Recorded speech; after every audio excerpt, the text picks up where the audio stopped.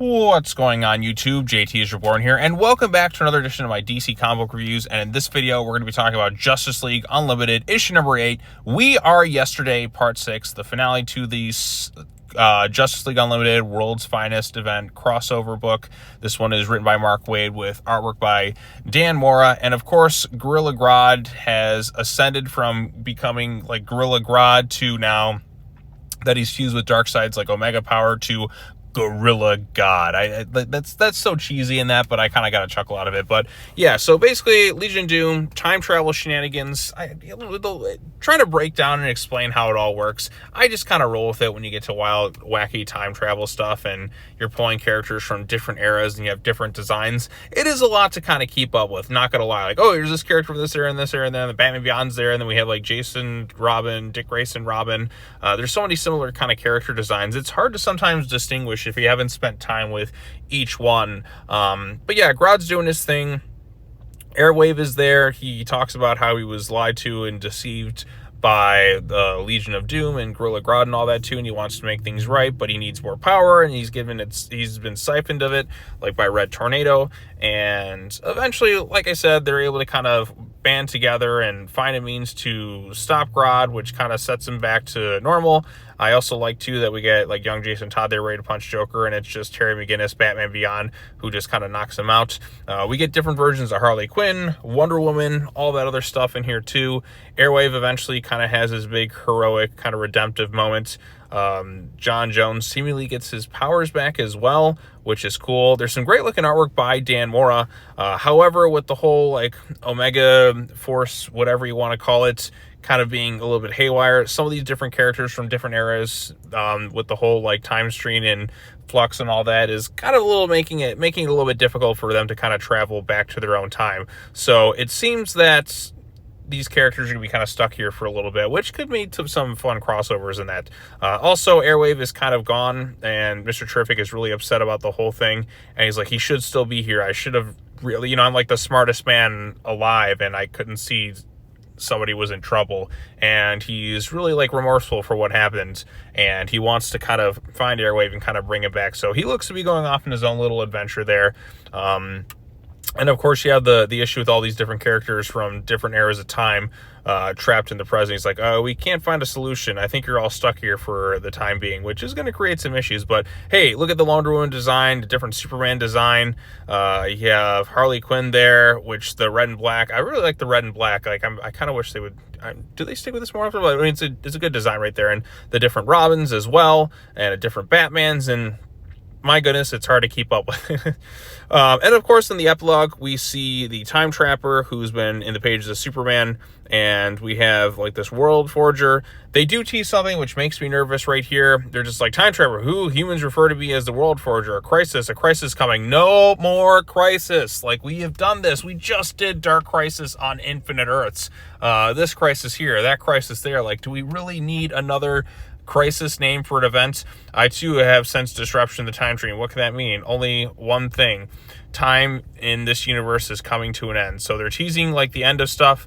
I think this is kind of their means to kind of reboot DC a little bit, because I know Mark Waid's doing that whole new history of the DC universe, and we see John Kent right there, which makes me wonder, are they going to find a way to kind of like de-age John Kent or bring back the better version of the character? Only time will tell. Also, look at that tease for Justice League vs. Godzilla vs. Kong #2. So we are yesterday as like the first crossover event. There's been some really fantastic looking artwork in the pages of this thing. I mean, you have Dan Mora drawing all these different characters, so it's going to pop off the page. In terms of the plot and all that stuff, and it does, because you're pulling different characters for different eras of time, and you don't exactly always know like which version is which version unless there's like a little name that pops up, like, hey, this is the Batman from here, this is the Wonder Woman from this time period of this era, and there's this version of Batman Beyond, but which version of Batman are I talking about? Like, it's tough to keep track. You just kind of have to roll with the insanity, which is what I kind of did, and I found myself entertained. But if you really break it down, try to think about it, like, it'll make your brain hurt. But basically, like I said, heroes go in there. Grodd has this power source, the Omega stuff, which is messing with all sorts of things. I mean, we had the creation of the absolute universe as a result of that stuff all the way back. So, but Grodd is seemingly defeated, and we are now left with various heroes kind of trapped in this timeline. And I think those versions of the characters were also being written in like other types of books. I think there was like a Batman and Robin book set in the past with like Jason as Robin and like Dick Grayson as Robin and whatnot. I haven't read those things, but that seemingly is what this might be tied into. If somebody's knows that for sure, can you let me know in the comment section down below? But as it stands, this is a fun little issue. You just kind of have to embrace the sanity and try not to think about how it all works. That's the way I kind of look at it. But yeah, like when it comes to these plots, like I said, it's hard to follow the details of how it all works and what's always going on, but I just kind of look at the end point. Grodd has big power source. They got to stop him.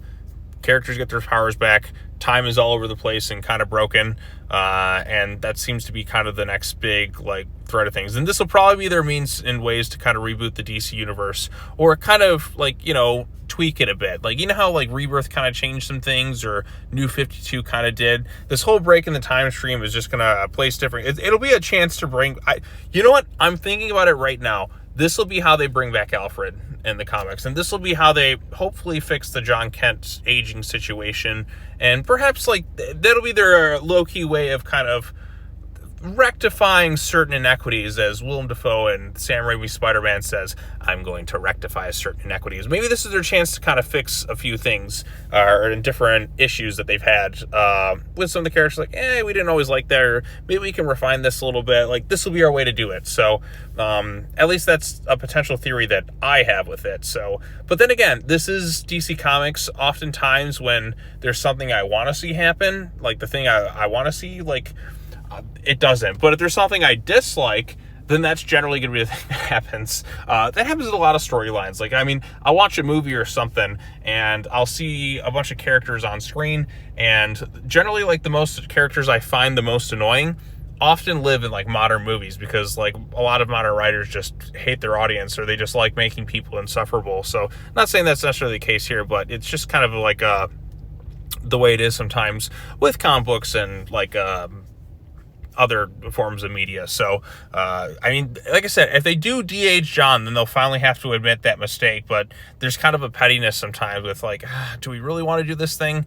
But yeah, I still think this will probably be how they bring back Alfred. That's my thinking. On the one hand, I'm like, yeah, I do miss Alfred, but on the other hand, I do respect the fact that there are lasting stakes and consequences for once with something.